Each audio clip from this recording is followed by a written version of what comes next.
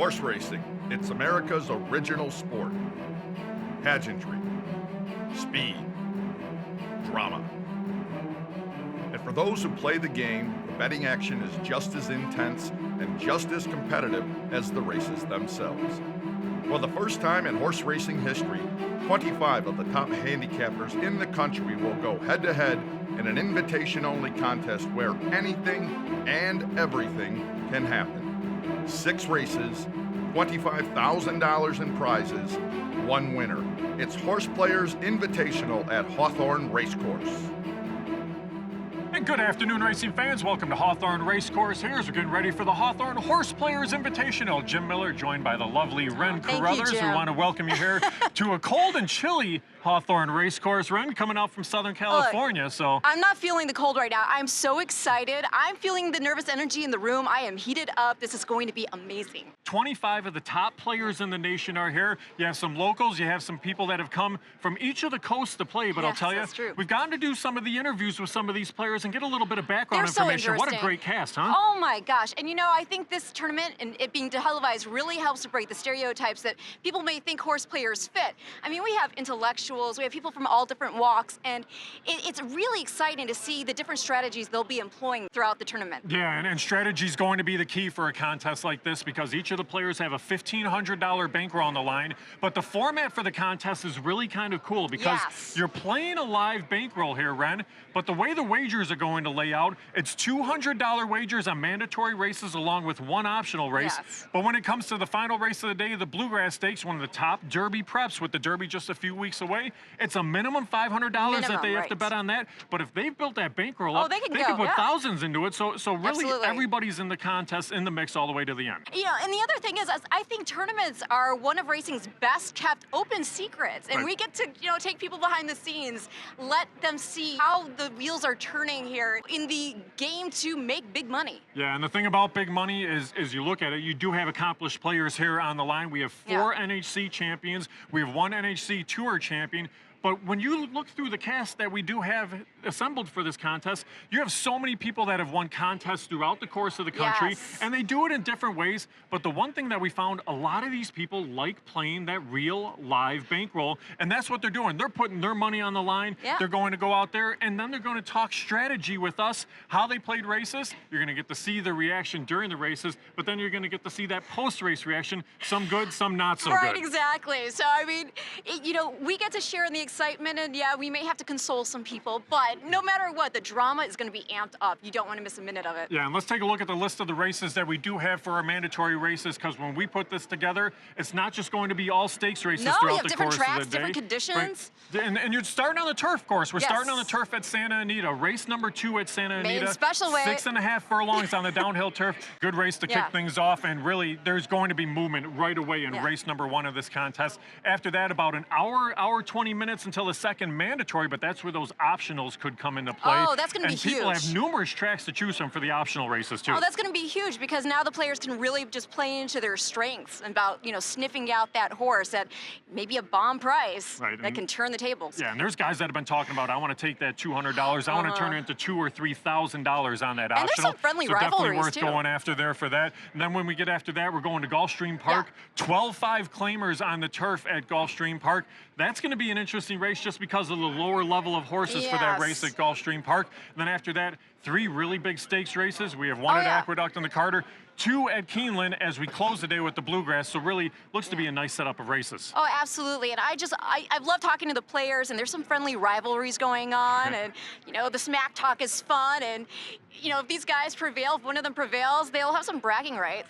The prizes on the line are tremendous for this contest because you have a $1,500 bankroll run, so they're keeping anything that they make out of that $1,500. But here's the thing, you have NHC seats on the line. That's huge. Breeders' Cup Betting Challenge seats on the line. Huge. And then after that, you have seats for our Hawthorne tournaments throughout the course of the year, which become NHC qualifiers as well. And of the 25 contestants, 10 of those are going to collect prizes. So that's not a concern at all, as these people are going for big prize money too. But I like the fact that they can go out there and they can make some money just based on the fact of what they're going to do for their bankroll also. Oh, absolutely. I mean, like you said, there's so much on the line. And, in the midst of all of it, one of the things in talking to the players, again, that really stood out the majority of them were talking about the camaraderie that they have with their fellow horse players. So, I mean, it's going to be fun to see, you know, if somebody does lose, they've got a friend who wins, you know, them sharing in their excitement at least. It's going to be so much fun today. We've gotten a lot of background information on these 25 players, so we're going to give you a look at the cast, the people that are going to be playing in this competition as we get ready for mandatory race number 1. It's nearly time to place some wagers on our first race. We'll be back in a minute with more action from the Horseplayers Invitational presented by Tito's Vodka at Hawthorne Race Course. Tito's Handmade Vodka was started in 1995. There's never been a legal distillery in Texas before. Bought this land out here. It was in the middle of nowhere when I bought it, but the price was right, and so it's home sweet home. And so I built a little 16-gallon pot still and put it on a catfish fryer, and that's kind of the start of Tito's Handmade Vodka.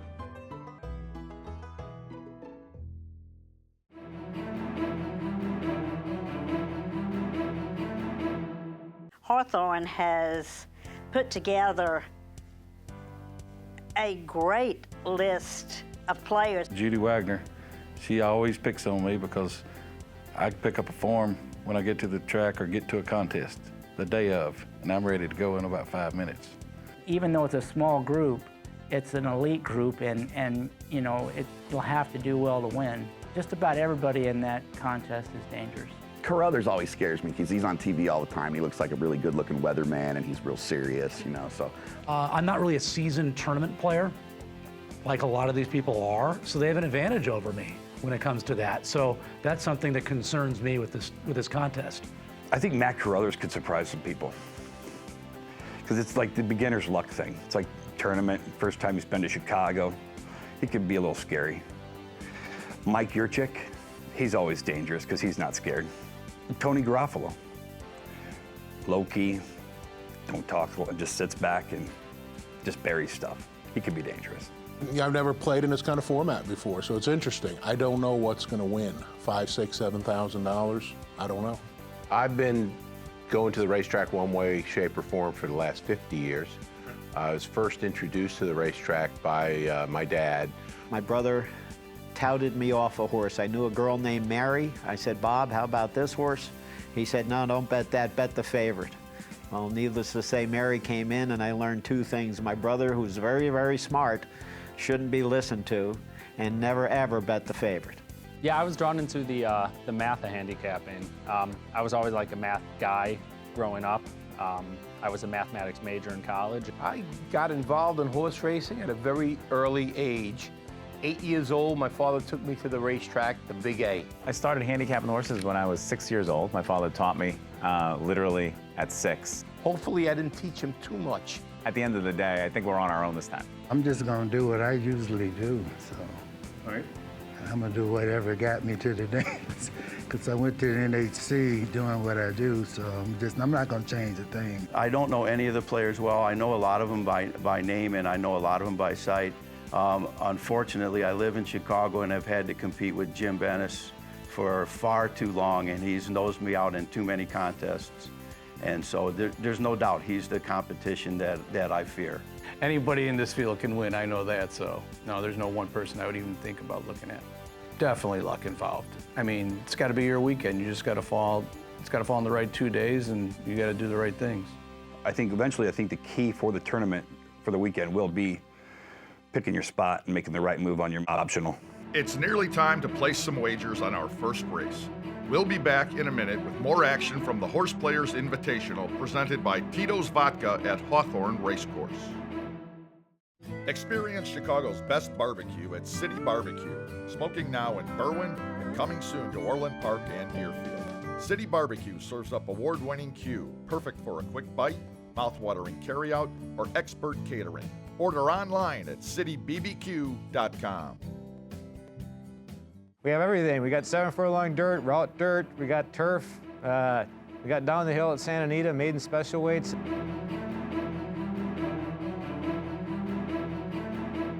Alrighty, we're 3 minutes to post here for the first of our mandatory contest of wagers. I'm joined by the one and only Mr. Matt Carruthers, the guy that you're very familiar with. How's your feel coming into today? I'm the underdog here, for sure. I mean, there's so many seasoned players, tournament players that are here. I'm not one of them. There are so many players here that are very good with trifectas and superfectas, not my strength. So I'm kind of taking the approach as, you know, not putting a lot of pressure on myself, have a good time, and hopefully my handicapping is good today. All right, let's see if your handicapping's good in the first mandatory race. 6.5 on the downhill turf at Santa Anita. What were your thoughts? Love these races down the hill. Grew up going to Santa Anita with my dad. It was my dad's favorite race. Only race with the right-hand turn. Outside post. Big advantage, I think. Our co-host today is your lovely wife, who's 6 months pregnant. Any pressure on you?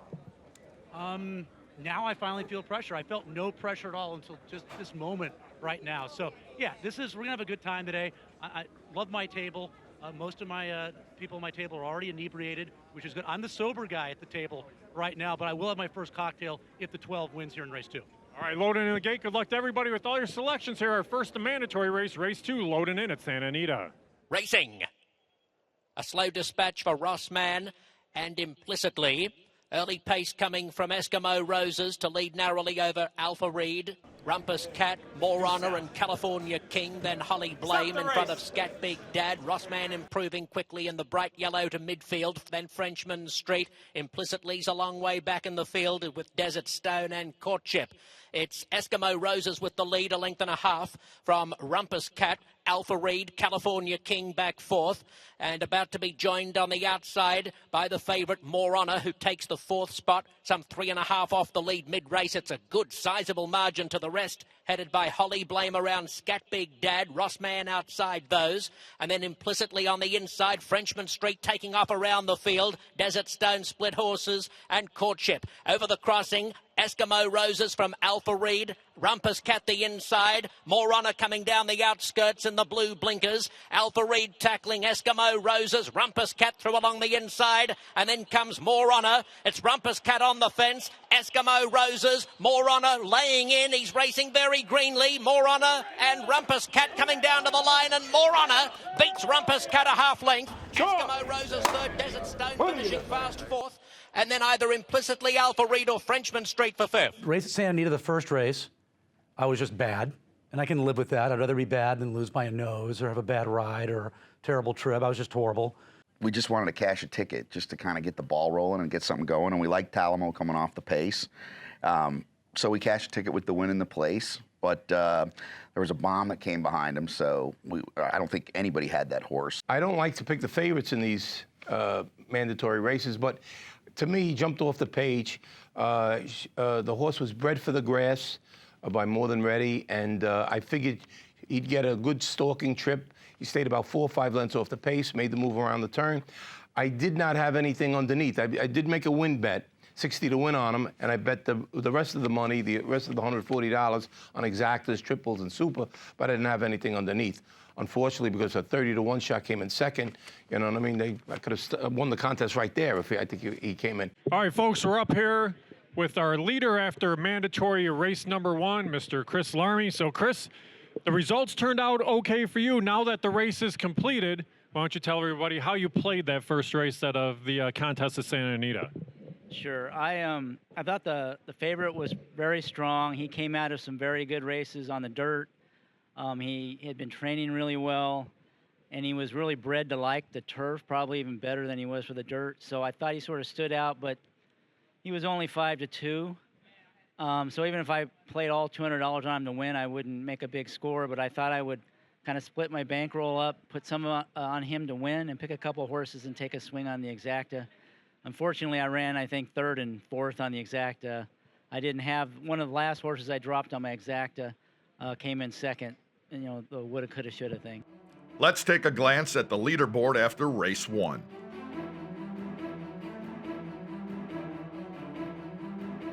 Action's heating up here at Hawthorne Race Course. The leaders are starting to make their moves early on. Let's see who else is going to make their move when we return.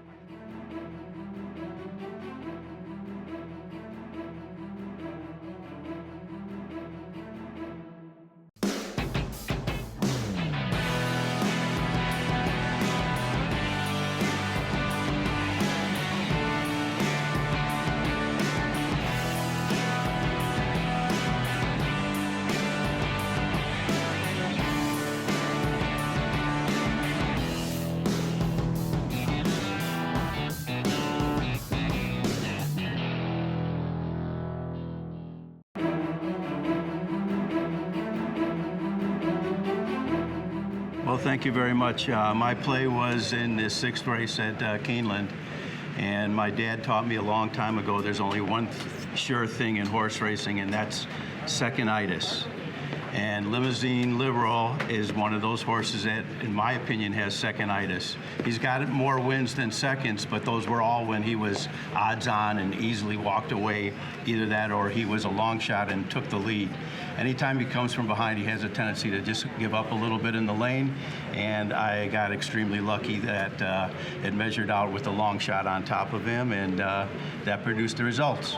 And now the horses are loading into the gate at Gulfstream Park for the second of 5 mandatory races in the Horseplayers Invitational. I was surprised they picked this race, to be honest with you, because it was, a lower level claiming race on the turf, which for the everyday grinder, the everyday handicapper, that's a race that you need to win if you're going to keep cashing tickets. So I think it adds to the skill set of people that you just aren't handicapping the big races. To be a winner or something like this, you have to be a little bit flexible and be able to handicap at that level as well. It's a girly race. You've got young girls and older girls in the race. I'm going with the older girls. I'm going with the 4-year-old fillies. I made 6-1-9-2. The 6 is Flying Queen. Now, this horse hasn't won on the grass. She's been out, I believe, 10 times, and she's come in the money several times, but she's dropping in class, and I think it's enough for her to get the job done. Our top horse was scratched, so we kind of had to go to a plan B. We did like the 5 initially, but now we're really looking at the 1 horse. He's coming off a little layoff. We think that he's going to fire fresh, and we're going to play that horse to win only, and we're going to box him with the 4, Little Baby Bella with Passionate Girl. The 9 is a long shot. Listen to this name, Two-Timing Girl. Now, and I'm putting the 2 in also Tender Value. This is first time on the turf, and I think she's got a shot to get a piece. So I've got the 2 4-year-olds and the 2 3-year-olds, 6-1-9-2. And let's see how the chips fall, where they may. Are you looking to make some movement here? Are you going pretty aggressively after this race? Not too aggressively. I mean, it's a tough race. It's wide open. I could see, literally anything can happen here. So I took a shot, though, with the 2, Tender Value. I'm looking for her to sit a perfect trip, sit at second, and just try to sneak up the inside going 5 furlongs on this grass. And they're off. Toward the inside, Tender Value hits the ground running from the outside, and up into second is Dixie Grits, punching between horses. Queen Fantabulous, Passionate Girl, wants to keep her spot toward the rail, and Miguel Vasquez was successful in that initiative as she saves ground to be 3rd. Little Baby Bella is now back to 5th. Up on the outside, it's Indian Myth, then comes Flying Queen, Dancing Gia, followed by outside running Make Yourself at Home. Left behind last is Two-Timing Girl. Around the far turn they go. The opening quarter was 22-3. Leonel Reyes and Tender Value have the lead at the top of the stretch. They lead by 2. Passionate Girl, the nearest pursuer, second. From 3rd and Dixie Grits. Little Baby Bella winds it up while 4 wide, and they're at the top of the stretch. Tender Value's been in front from the outset, maintains a 2-length lead. Passionate Girl to the attack second. Late run from Flying Queen 3rd. Tender Value tries to get another 16th. Passionate Girl running at her on the outside. Tender Value and Passionate Girl. Passionate Girl, Tender Value. Passionate Girl has the win. Very close for second between Tender Value and Flying Queen. Running up on the inside to be 4th was Two-Timing Girl. Let's take a look at our leaderboard to see how things are progressing.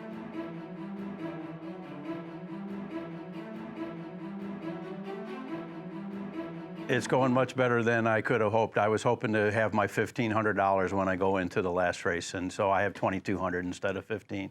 So I'm very happy with that. I'm in position to take my shot and hopefully pick the right number and be on top. I love the winner. Unfortunately, the winner was 5-2, and the horse won, and that's at 150 to win.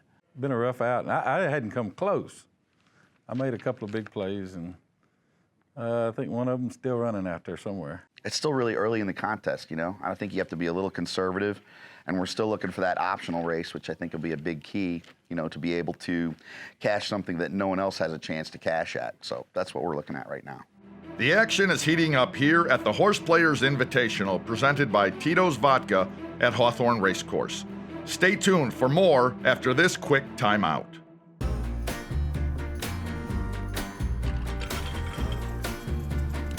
Look, you're drinking the vodka. You're not drinking the see-through frosted package.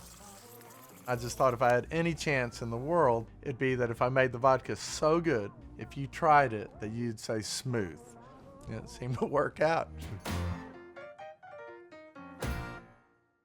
And Bound for Nowhere runs by for the lead. Buchero goes to third. Bound for Nowhere opening up by 5 lengths in deep stretch for Julio Garcia. Bound for Nowhere to win the Shakertown. Well, I am standing here with NHC Hall of Famer Judy Wagner. How's your day been going so far? Well, so-so.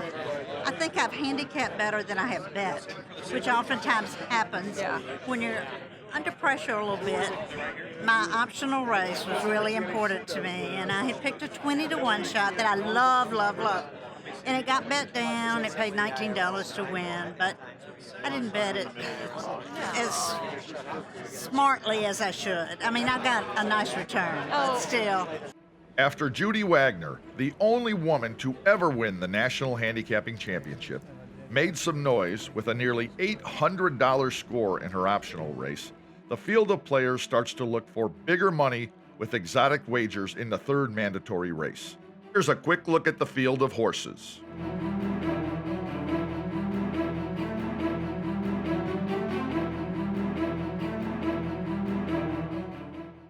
They're off in the Carter. Skylar Scramjet comes out running quickly. Green Grotto and Red Dragon Tattoo have speed too. And then it's Petrov, Favorable Outcome, and Army Mule on the inside. Fellowship is 6 lengths off the lead. Awesome Slew is perched outside of him. And they're followed by Spartiatus along the rail. Share and Great Stuff at the back of the pack. Up front, it is Red Dragon Tattoo and Green Grotto, and they're going at it through a 22.09 half mile. Skylar Scramjet and Army Mule are right behind. They're 2 off the lead with a half mile to go. Then Favorable Outcome paired up with Petrov into the far turn, 5 from the front. Awesome Slew is 7.5 lengths off the lead at this stage of the race. Then Spartiatus under a drive on the inside. Fellowship is next. Share and Great Stuff. The half was 44.93 seconds. Red Dragon Tattoo, Green Grotto 1-2. Skylar Scramjet comes up after them. Army Mule gets to an opening on the inside. And Army Mule charges up the rail to the front at the top of the stretch, pulling away to a 3-length lead. Skylar Scramjet is second. Petrov is third. Awesome Slew is rallying on the outside, but he's got a long way to go to come and get Army Mule, who's pulling away by 5 and finishing fast. Army Mule, ultra impressive in the Carter. He flew home, won it by 6 over Awesome Slew. And then it was Great Stuff and Skylar Scramjet, the final time, a blistering 1 minute 20.94 seconds. All of a sudden, out of nowhere, I look and there's Kyle King with almost $3,500. So Kyle's made a move to the top of the leaderboard. What was the play? How to come about? It was in the mandatory at Aqueduct. I hit a $43 trifecta with Army Mule up top because I thought he was never going to lose that race. All right, now you're looking. You got $3,500. We have one more mandatory before the big mandatory race. Are you going to change the way that you're playing now that you stand atop by, looks like about $1,000 right now? I already know what I'm doing for the last of the $200 mandatory, so I'm not planning to change that. But now that I have a little more bankroll for the last, I'll have to go back and kind of rethink what I was planning to do. 9th, okay. Sounds good at a 25. Doesn't sound terrible, right? No. Well, 2 guys got retired. Okay, all right. I'm in the top. Right. Yeah. 2 people were disqualified, so I'm really 9 out of 23. One guy at my table, too, really smart guy, too. I felt so sorry for him. If you play enough contests, and I play a lot of them, you will make mistakes, you will miss a race, you will change something when you shouldn't have changed it, zig when you should have zagged. It's just how it goes. Yeah, so what happened, I was betting the 3rd mandatory race, and I meant to hit the $20 button, and I hit the $50 button. So as it worked out, I went over by $100. I recognized it. So instead of betting $200 on a race, I bet it $300 on a race. It's kind of a last minute, was planning to save my optional race, but a horse just got bet way too hard at Santa Anita and kind of rushed to the windows. They were getting in the gate. I expected the favorites' odds to float a little bit, but just continued to be bet so hard to 2 to 5. So I went to rush to make my plays and bet $500 instead of the $200 that I could. Typically, these type of mistakes are made if you are taking advantage of the open bar too much, and I was pretty muted with it today, and I just couldn't believe I did that. Thank you so much. Yes, no one will win this except me, correct? I'm the only winner of the Tito's Vodka, so appreciate it. Thank you. Let's take one last look at our leaderboard at the Horseplayers Invitational.